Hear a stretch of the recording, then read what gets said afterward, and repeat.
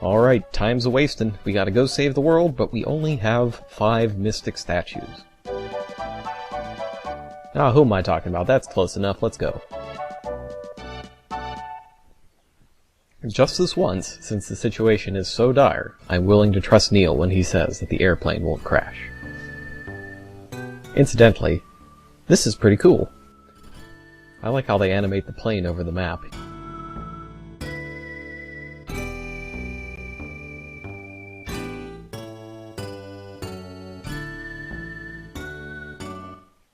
But of course, Neil isn't quite so generous that he'll actually land on the island with the Tower of Babel. He's just gonna chuck us off of the plane.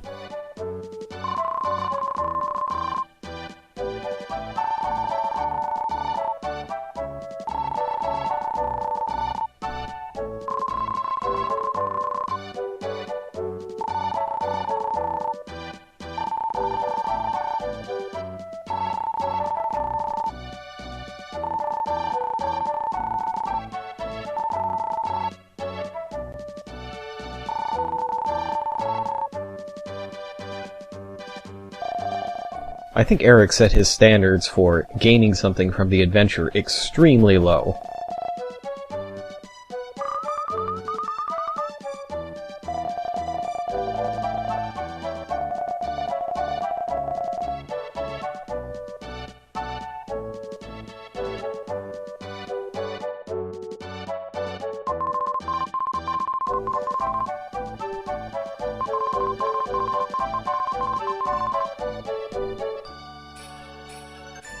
Two parachutes. I wonder what the other could be.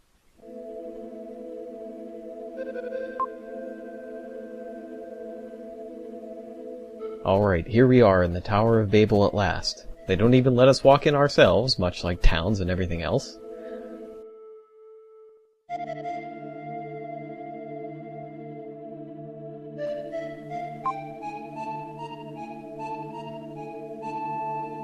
And this is where the flute came from, and also where the 50th red jewel comes from.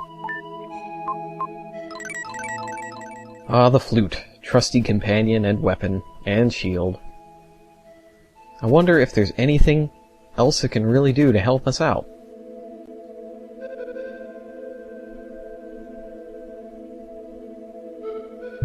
Well, it certainly doesn't get us past laser beams. Or does it? They mean the crystal ring King Edward was looking for. Surprise! We had it all along. But it still didn't help us get past those lasers. We got to equip it to get that.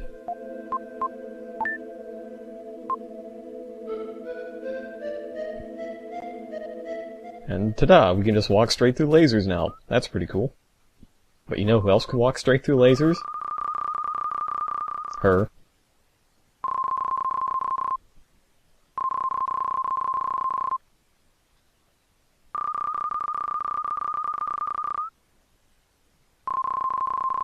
Yeah, I found it. You took it off it.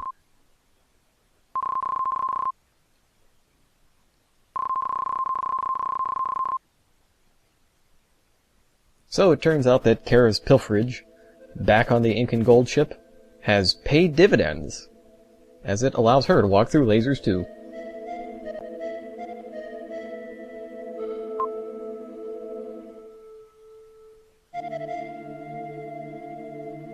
And then the creepiness begins.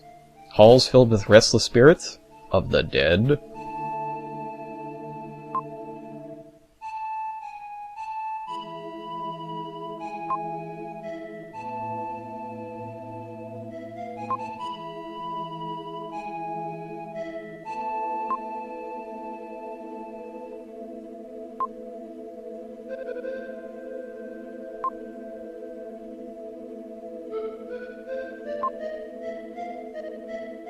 So what we get out of that is that the comet is alive and doesn't like us very much.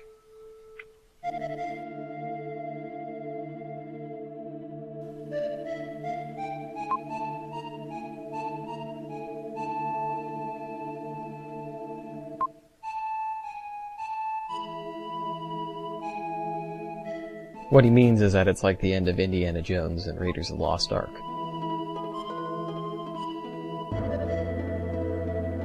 Alright, so this isn't an actual dungeon per se, because there's not enemies or anything like that and Kara's following us around, but there is fighting.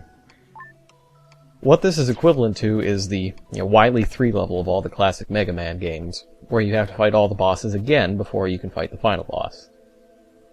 And just for the sake of completeness, if you don't go in there and start the boss rush, you get lasers. But you can't go buy those lasers. Only the first lasers can be bypassed with the crystal ring. Right, so, first boss was Kastoth.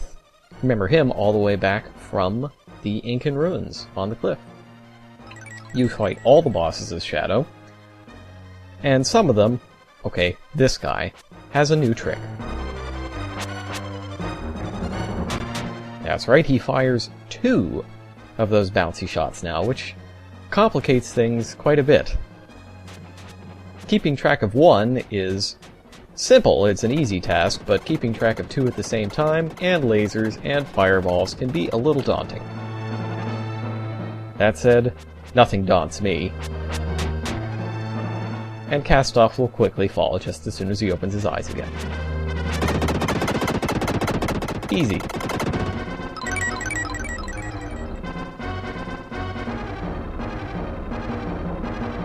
Of course, I don't know what that little graphical glitch was. That's not supposed to happen. Shh, don't tell anyone. Okay. Moving on. Next up was the boss of the Sky Garden, Viper, who doesn't look like a viper at all.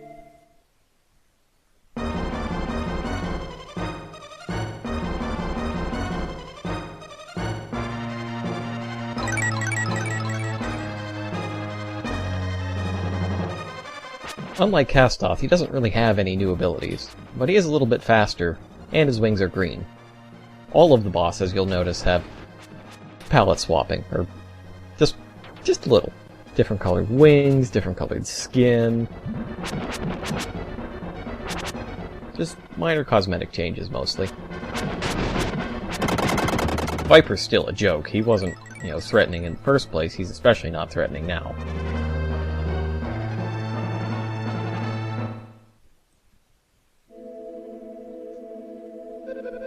Now, the next boss, you might remember from Moo, the vampires. Oops.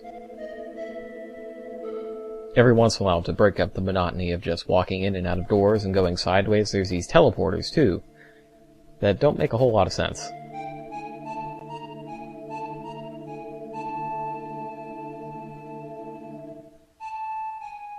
Yeah, sure, whatever. I got it. It's cool. Let's keep going. Alright, Jack and Sylvana, the vampire couple. Now these two are actually, I think they're more difficult like this than they were back when we first fought them in Moo. Increased stats aside, it's actually kind of tough to hit them with Shadow and not take damage, because you don't have the massive, insane invincibility frame tricks that Will did, and you don't have the projectile attacks that Fred does. So I equipped the aura just in case I need to do a quick dodge. Of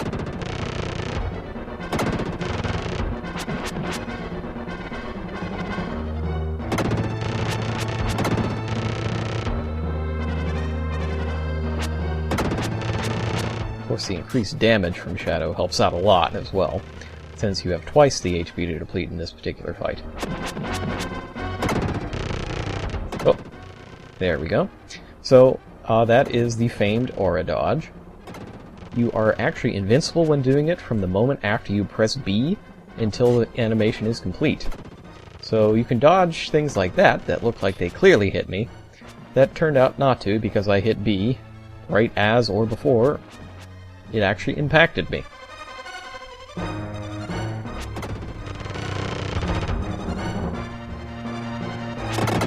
And Jack is, of course, the most dangerous one again, because his shots go in all 4 directions. And, of course, you also become invincible as soon as the last last point of health is depleted. So I was safe from that too. Alright, next up is the most boring boss in the game.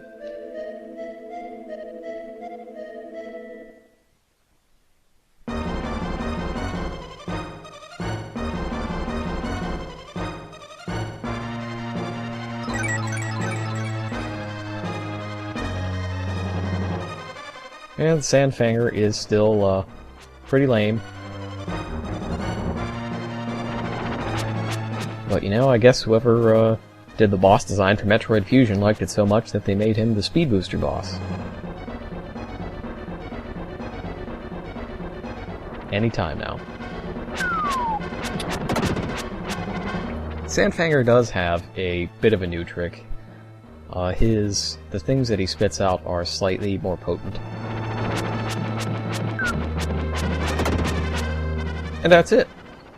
That's the only difference. He's also more purple, I guess.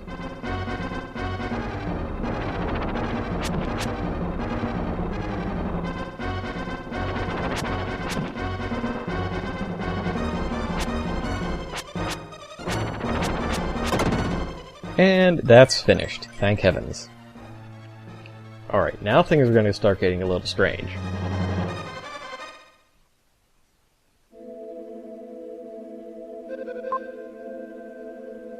Where did she go? Why don't you walk left and find out? Uh-oh, it's Viper again. The non-palette swapped version.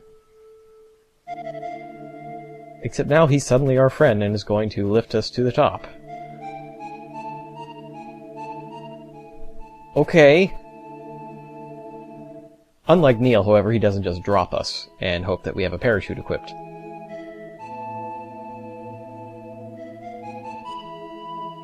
And this will be the last of our boss rush, which makes it the Mummy Queen.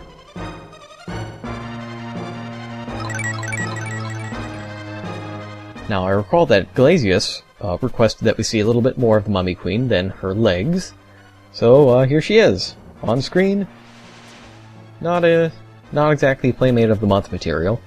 Maybe in Halloween Town. Still has her same attacks. Got some rocks. Let's dodge the rocks.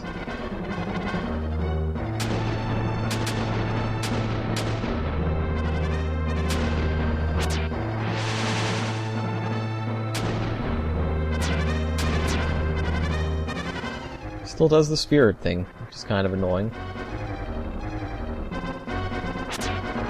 And her transformations are actually different here than they were in the first fight. In the first fight, she turned green after you hit her a few times, and then get a jackal head, but in this case, she never appears really flesh-toned at all, and she doesn't turn green. She just gets more and more mummified looking, which is appropriate for her being the Mummy Queen. I already got that creepy Satan grin. Can't quite get it back on screen, so I'm gonna hit her. Let's see if we can get a better look at that. Come on. Nope, being a pain again. One of the problems with actually getting her on screen to see all of the different transformations she goes through, there she goes, is that if you leave her be for too long, she's probably going to hit you. And she's also probably just going to not behave at all. Again, we get the spinning ring that only has one real ghost to hit and make her rematerialize, but that doesn't show up well on the video. Which is kind of sad because it's a neat effect.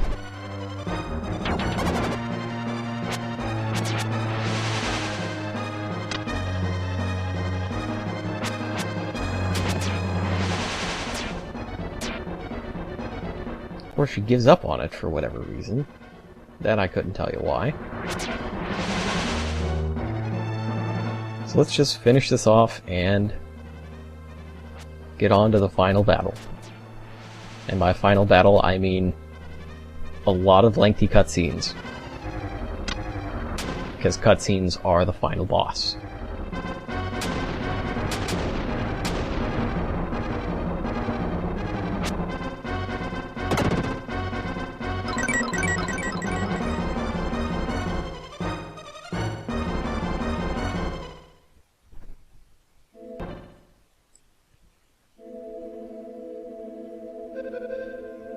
Alright, and that'll do it.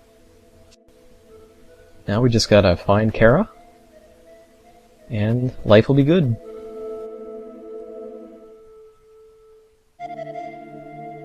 No, not this guy again. Teleport's not working, so we have to go talk to him.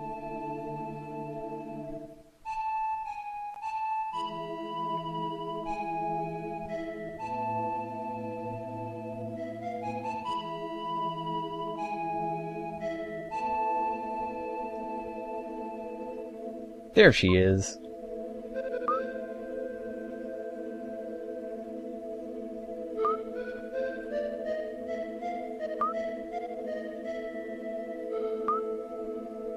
Yeah, so this conversation doesn't make any sense, so let's just go save and be done with this. So that spirit, right next to the dark space, if you talk to him, will take you back to Dao, which you have to do if you want to go to Gem and get your quote-unquote reward for collecting all 50 red jewels.